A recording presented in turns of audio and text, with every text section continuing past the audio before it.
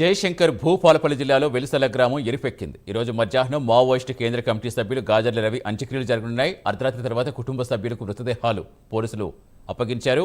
రవి కడసారి చూపు కోసం అభిమానులు, మావోయిస్టు సానుభూతి పరులు, కళాకారులు కదిలి వస్తున్నారు.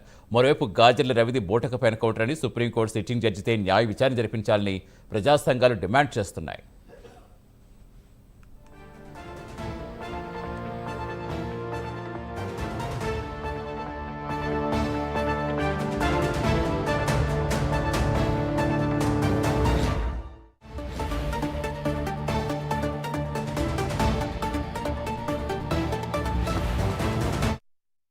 ప్రజలందరికీ కూడా ఒకటే విజ్ఞప్తి చేస్తున్నాము.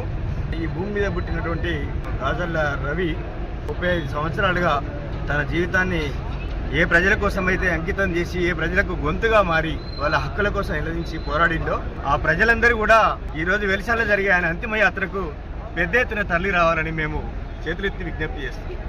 ప్రజలందరికీ కూడా ఒకటే విజ్ఞప్తి చేస్తున్నాము. పూర్తి సమాచారం ఇచ్చేందుకు మా కరెస్పాండెంట్ తిరుపతి ప్రస్తుతం వెలిశాల గ్రామంలో పరిస్థితి ఏంటి? ఈరోజు గాజర్ల రవి అంత్యక్రియల సందర్భంగా అసలు ఏర్పాట్లలోనే భద్రతకు సంబంధించి ఏం చెప్తున్నారు?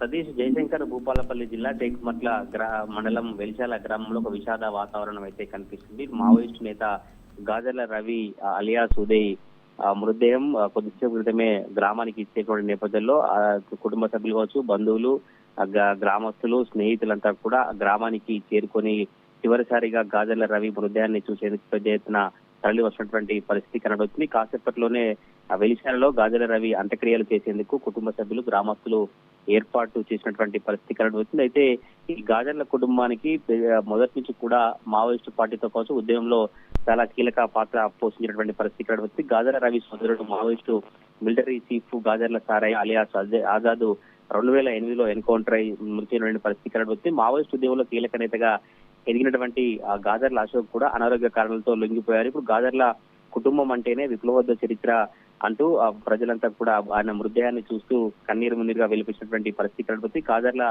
రవి కడసారి చూపు కోసం అయితే అభిమానులు పెద్ద ఎత్తున తరలి వస్తున్నారు. ఇటు ప్రజా సంఘాలు మాత్రం గాజర్లది బూటకప ఎన్కౌంటర్ అంటూ వారు ఆగ్రహం వ్యక్తం చేసిన పరిస్థితి కనబడుతుంది. సుప్రీంకోర్టు జడ్జితో న్యాయ విచారణ జరిపించాలని వాళ్ళు డిమాండ్ చేసినటువంటి ఆ పరిస్థితి కనబడుతుంది. మొన్న ఆ డెడ్ బాడీ కోసం ఏపీ సంబంధించినటువంటి ప్రాంతం ఎక్కడైతే ఎన్కౌంటర్ జరిగినటువంటి ప్రాంతం అక్కడ హాస్పిటల్కి వెళ్ళినప్పటికీ కూడా కొంత అధికారులు అక్కడ ప్రభుత్వం ఆ మృతదేహాన్ని అప్పగించడంలో ఆలస్యం చేసినట్టు కుటుంబ సభ్యులు ఆరోపించినటువంటి పరిస్థితి కనబడుతుంది. నిన్న అర్ధరాత్రి ఆ గాజర్లకు సంబంధించినటువంటి రవి మృతదేహాన్ని అప్పగించిన తర్వాత ఈ రోజు ఉదయం స్వగ్రామానికి చేరుకున్నటువంటి పరిస్థితి కనబడుతుంది. గాజర్ల కుటుంబానికి సంబంధించి కూడా మొత్తం మొదటి నుంచి కూడా వెలిశాలలో గ్రామం అంటేనే మా ఉద్యమంలో కావచ్చు, మావోయిస్టు పార్టీకి సంబంధించినటువంటి పెత్తందారులు, దొరల అరాచకాల నుంచి పీడిత ప్రజలను విముక్తి కోసం 3 దశాబ్దాలుగా మావోయిస్టు సానుభూతి పరుడుగా ఉండి ఇలా ఉద్యమం చేసినటువంటి గాజర్ల రవి ఈ ఎన్కౌంటర్ లో చనిపోవడం చాలా బాధాకరం. ఇది బూటకపు ఎన్కౌంటర్ కూడా ప్రజా సంఘాలు చెప్పినప్పటికీ కూడా గ్రామస్తులు కావచ్చు, వీరంతా కూడా పెద్ద ఎత్తున ఈ కుటుంబ సభ్యులు, గాజర్ల కుటుంబ సభ్యులు ఉద్యమాలు ఊపిరిగా